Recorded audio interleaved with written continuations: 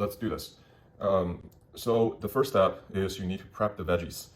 You can use spinach, you can use kale. Both work really well. What you want to do is you want to boil a pot of water, put some salt in it, and dump the veggie into the pot for a while, maybe a minute or so, until the veggie is like pretty much just softened, but not fully cooked. You take them out, and probably the best thing to do is to dump them into a pot of iced water to cool them down and stop the cooking process. And after a while, when things are already cooled down, you can take the veggie, squeeze the water out, and then basically like prep them into a container. So this is sort of the prep step. You can do this in advance. This can probably stay in the fridge for up to like 2 weeks.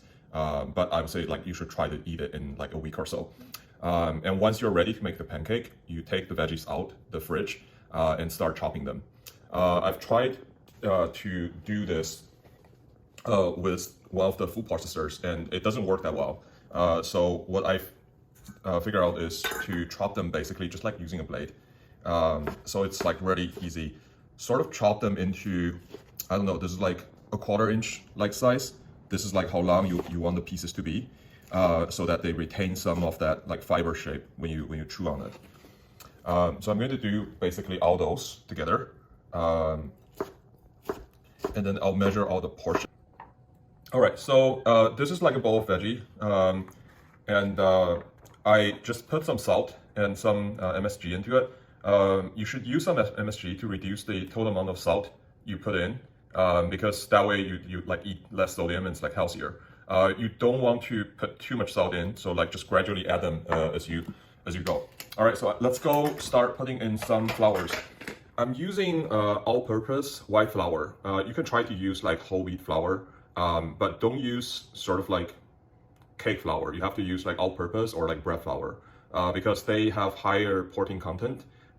So the pancake will taste like more stretchy instead of like falling apart. So I'm going to dump some like flour in. Let's see how much more this is. So what I'm going to do next is I'm going to sort of like iterate adding flour and water until the right consistency, and then I'll get the final numbers out. Add water gradually. Don't do it in sort of like a whole bucket dump. Yeah, this looks roughly right. So now you have the batter. We're ready to make actual pancakes. You want to start with a dry pan without oil first, otherwise the pancake will fall off. So let's start with no oil and sort of like preheat the pan a little bit. If you feel like, you know, like don't heat it to like scorching hot, it's like not making a stick. All right, so you want to ladle in maybe like 2 scoops or so.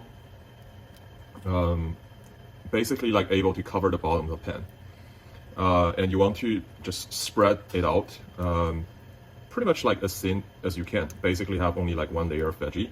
And for places where there's like not enough batter, just like add a little more. And sort of just like spread it out. Okay. And then the other thing is you want it to be sort of on like a medium heat, not like a high heat, to prevent like burning. And what you want to do at this point is pour in a little bit of oil and just like let the oil slide around the rim. It will get into and under the pancake like by itself. And what you want to do next is just cover it so that it will steam itself a little bit more, and just like cook itself. You want to come back probably in like a minute or 2 when the edges start to become crispy, and then we will do the flip. Okay, so this one has been cooking for a while. As you can see, the flour on top is no longer raw, and then the edge of the pancake is lifting itself. So it's probably a good time for you to flip it over. It should like just unstick itself basically. All right, 1, 2, 3. Okay, this is the final like product you want to see, right? Basically, it has like little bits of crispiness, not like, you know, nothing is like black basically. So this is like not a pizza. And then the reverse side is the same. If you want to like get a little bit more crispy, you have to use a little bit more oil. But you know, for the sake of else, this is pretty much it. This one is not quite ready yet because you can still see like white spots like this one. So that means it's like not fully cooked yet. So probably just give it like, you know, another 30 seconds or so. I'm gonna flip it over.